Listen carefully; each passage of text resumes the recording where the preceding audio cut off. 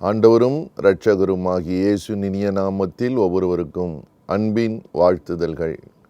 இந்த நிகழ்ச்சியின் மூலம் உங்களோடு கூட தேவ வார்த்தையை பகிர்ந்து கொள்வது மிகுந்த மகிழ்ச்சி. கர்த்தருடைய அநாதி சிநேகம் உங்களை நடத்தும். இந்த நாளிலேயும் வேதத்திலிருந்து ஒரு வாக்கியத்தை தியானிக்கும்படி சங்கீதம் 48 அதிகாரம் 1 முதல் வரி இப்படி எழுதியிருக்கிறது: கர்த்தர் பெரியவர். The Lord is great. கர்த்தர் பெரியவர். தமது தேவனுடைய நகரத்திலும் தமது பரிசுத்த பர்வதத்திலும் மிகவும் துதிக்கப்படத்தக்கவர்.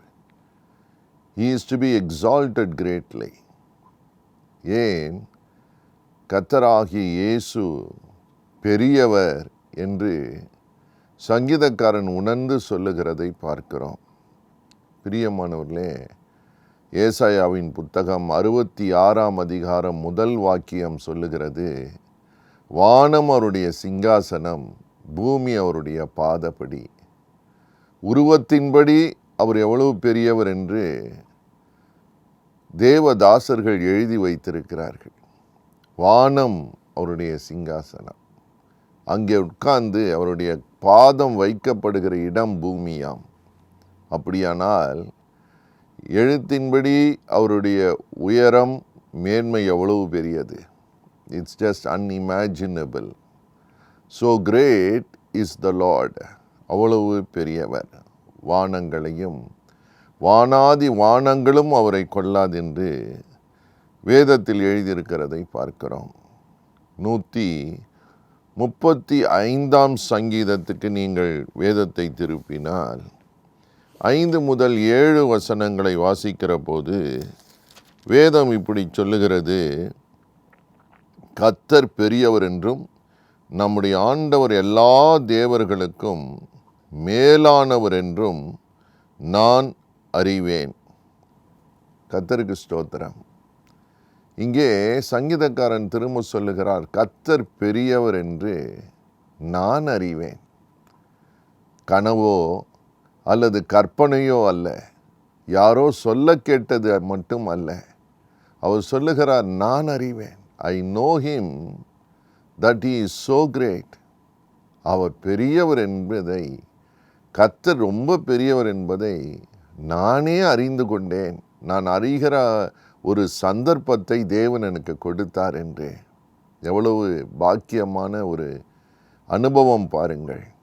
கேட்டுக்கொண்டிருக்கிற அன்பார்ந்த சகோதரனே, சகோதரியே, இந்த உலகத்தில் எதை குறித்தெல்லாமோ பெரிதாய் நினைக்கிறார்கள். பெரிய அதிசயங்களை நினைக்கிறார்கள், பெரிய சாதனைகளை நினைக்கிறார்கள், பெரிய மனிதர்கள் என்று சொல்லப்படுகிறது உண்டு. ஆனால் எல்லாரை விட கர்த்தர் பெரியவராம். நான் அறிவேன் என்று அவர் தன் அனுபவத்தை சொல்லுகிறதை பார்க்கிறோம்.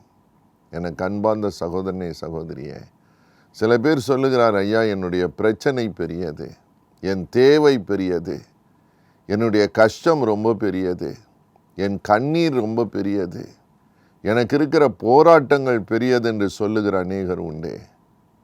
அன்பார்ந்த சகோதரனே, சகோதரியே, கர்த்தர் எல்லாரிலும் பெரியவர், எல்லா சூழ்நிலைகளிலும் பெரியவர். ஒருவேளை வருகிற நாட்களிலே உங்களுக்கு பெரிய சோதனைகள் வரலாம், பெரிய தாக்கங்கள் வரலாம். அப்பொழுது நினைத்து கொள்ள வேண்டும், கர்த்தர் பெரியவராய் உங்களோடு கூட இருக்கிறார். நீங்கள் கர்த்தரோடு இருங்கள். கடினமான சூழ்நிலைகள் வரலாம், போராட்டமான சூழ்நிலைகள் வரலாம், உங்கள் சக்திக்கு மிஞ்சின பாரங்களாக கூட இருக்கலாம். அப்படி புலம்புகிற அநேகர் இன்று இருக்கிறார்கள். ஆனால் ஒரு அருமையான ஆறுதலான வார்த்தை என்ன தெரியுமா? கர்த்தர் அவைகளிலும் பெரியவர். நீங்கள் சந்திக்கிற சத்துருக்களிலும் கர்த்தர் பெரியவர். கர்த்தருக்கு மகிமை உண்டாகட்டும். 104 சங்கீதம் 1 முதல் 3 வசனங்களை நீங்கள் வாசிக்கிற போது வேதம் சொல்லுகிறது: என் ஆத்துமாவே கர்த்தரை ஸ்தோத்தரி, என் தேவனாகிய கர்த்தாவே, நீர் மிகவும் பெரியவராயிருக்கிறீர். மகிமையும் மகத்துவத்தையும் அணிந்து கொண்டிருக்கிறீர். என்ன ஒரு அற்புதமான வார்த்தை! கர்த்தர் பெரியவர் மட்டுமல்ல, மிகவும் பெரியவர். The Lord is exceedingly great, very great. மிகவும் பெரியவர் என்று அவர் அனுபவத்தை சொல்லுகிறதை பார்க்கிறோம். எப்படியாம் 2ஆம் வசனம் சொல்லுகிறது, ஒளியை வஸ்திரமாக தரித்து வானங்களை திரையை போல் விரித்திருக்கிறீர். தமது மேல் வீடுகளை தண்ணீர்களால் மச்சுப்பாவி மேகங்களை தமது ரதமாக்கி காற்றினுடைய செட்டைகளின் மேல் செல்லுகிறீர். எவ்வளவு பெரியவர் பாருங்கள். பிரியமானவர்களே, இந்த பெரியவர் உங்களோடு என்னோடு கூட இருக்க விரும்புகிறார். கர்த்தருக்கு ஸ்தோத்திரம். பெரிய சவால்களை வாழ்க்கையில் சந்திக்கலாம். ஒன்று மாத்திரம் சொல்லுங்கள், என் குடும்பத்திலே கர்த்தர் பெரியவராய் இருக்கிறார். உங்கள் அறிக்கையை விட்டு விடாதிருங்கள். உங்கள் நம்பிக்கை திரும்ப அறிக்கையாக வரட்டும். உங்கள் வீட்டுக்குள்ள கர்த்தர் பெரியவராய் இருப்பார். உங்கள் சபையிலே கர்த்தர் பெரியவராய் இருப்பார். உங்கள் கிறிஸ்துவ வாழ்க்கையிலே கர்த்தர் பெரியவராய் இருப்பார். உங்கள் எல்லா சூழ்நிலைகளிலேயும் கர்த்தர் பெரியவராகவே இருக்க விரும்புகிறார். பெரியவர் மட்டுமல்ல, மிகவும் பெரியவர். நீங்கள் அவரை பார்த்து இந்த அறிக்கையை நீங்கள் தைரியமாய் நம்பிக்கையோடு சொல்லும் பொழுது பயம் உங்களை விட்டு நீங்குகிறது. நீங்கள் எதற்கோ யாருக்கோ பயந்து கொண்டு இருக்கிறீர்கள். இந்த கர்த்தருடைய வார்த்தை என்ன தெரியுமா? அவர் பெரியவர் என்று அறிக்கையிடுங்கள். நான் அறிந்திருக்கிறேன் என்று சங்கீதக்காரன் சொல்லுகிறது போல நீங்களும் சொல்ல கர்த்தர் உதவி செய்வாராக. To know him and declare personally that God is very great. பெரிய தேவன். உங்கள் சூழ்நிலையின் மத்தியிலே அவர் பெரியவராய் இருக்க விரும்புகிறார். கர்த்தருக்கு ஸ்தோத்திரம். இந்த நாளிலேயும் இந்த மாதத்திலேயும் இந்த வருஷத்திலேயும் கூட நான் தாழ்மையாய் சொல்லுவேன், கர்த்தர் பெரியவர் என்பதை உங்கள் வாழ்க்கையிலே விளங்கச் செய்ய விரும்புகிறார். கர்த்தருக்கு ஸ்தோத்திரம். எப்படியாக பெரியவர் என்று விளங்கச் செய்வாராம்? நீங்கள் வாசித்து பாருங்கள். 147ஆம் சங்கீதம் 5ஆம் வசனத்தை வாசிக்கிற போது வேதம் இப்படி சொல்லுகிறது, நம்முடைய ஆண்டவர் பெரியவரும் மகாபலம் உள்ளவராய் இருக்கிறார். அவருடைய அறிவு அளவில்லாதது. நம்முடைய ஆண்டவர் பெரியவராய் இருக்கிறார். கர்த்தருக்கு ஸ்தோத்திரம். பெரியவரும் மகாபலம் உள்ளவருமாய் இருக்கிறார். He is mighty in his power. ஆம் பிரியமானவர்களே, எதற்கு தெரியுமா? அவர் ஏன் அப்படி பெரியவராய் மகாபலம் உள்ளவராய் இருக்கிறார் என்றால், அந்த 147ஆம் சங்கீதம் 2ஆம் வசனம் சொல்லுகிறது, கர்த்தர் எருசலேமை கட்டுகிறார், துரத்துண்ட இஸ்ரவேலை கூட்டிச் சேர்க்கிறார். எருசலேம் என்ற வார்த்தை தேவ பிள்ளைகளுடைய சபையையும் குறிக்கிறது, கர்த்தருடைய பிள்ளைகளையும் குறிக்கிறது. The church of God and the children of God. பிரியமானவர்களே, கர்த்தர் பெரியவர் என்பதை விளங்க பண்ணுவார். He will be a mighty strength in his mighty power to bless your soul, your spirit and your body.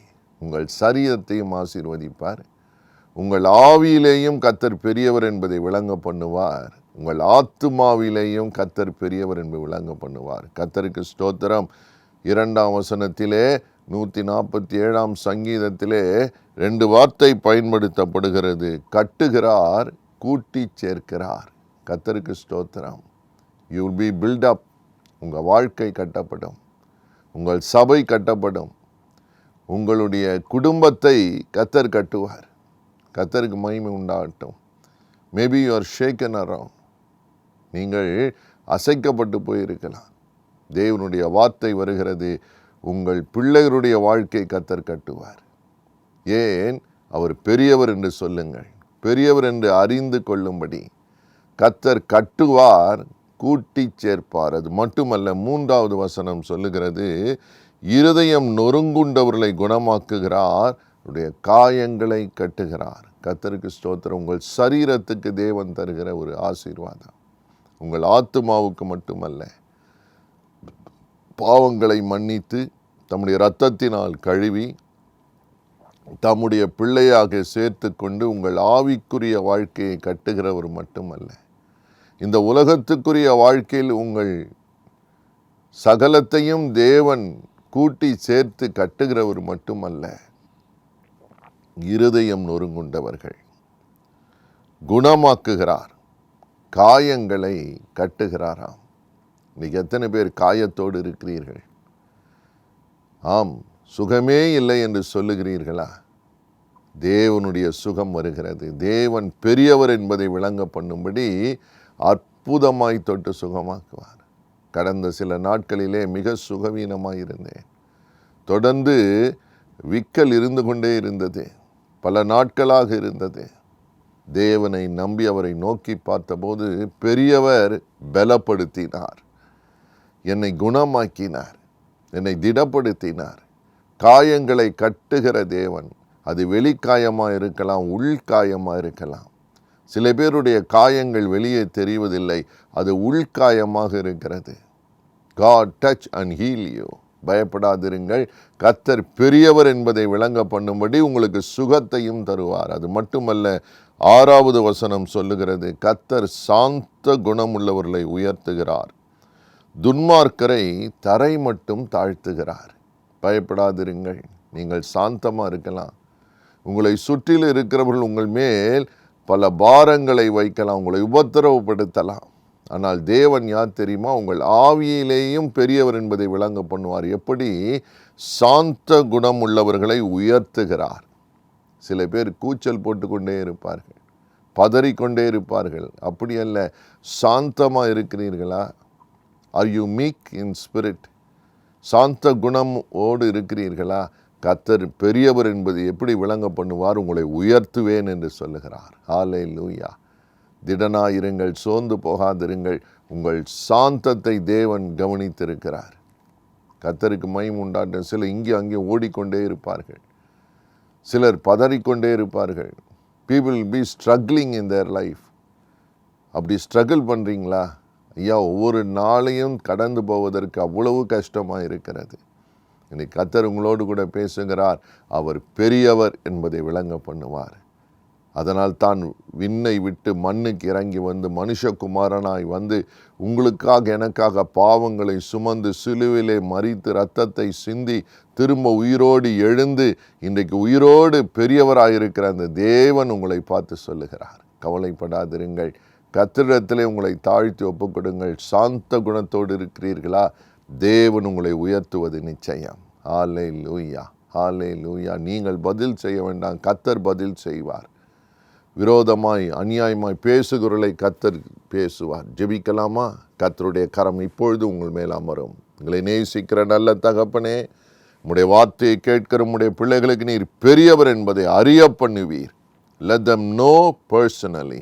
உம்முடைய கரம் தொடட்டும், பலப்படுத்தட்டும், எல்லா பலவீனங்களை மாற்றட்டும், அவங்கள கூட்டி சேர்த்து கட்டி பலப்படுத்தி தேவைகளை சந்தித்து சத்துருவின் மேல் ஜெயத்தை தந்து பரிசுத்தப்படுத்தி உம்முடைய வருகைக்கு ஆயத்தப்படுத்துகிற தேவன். ஒவ்வொருவருக்கு நன்மை உண்டாகட்டும், சபைகள் கட்டப்படும், வாழ்க்கை கட்டப்படும், தகப்பனே அவங்களுக்கு குடும்பம் கட்டப்படும், அவருடைய பிள்ளைகள் கட்டப்படுவார்கள். இடிந்து போனதை ஆண்டவரே கர்த்தர் கட்டி கொடுப்பீர் என்று சொன்னீரே. நீர் பெரியவர் என்பதை விளங்க பண்ணுங்க, அற்புதங்களை காண செய்யும், அவர்கள் சாட்சியாக இருக்க உதவி செய்யும், உயர்த்துங்க.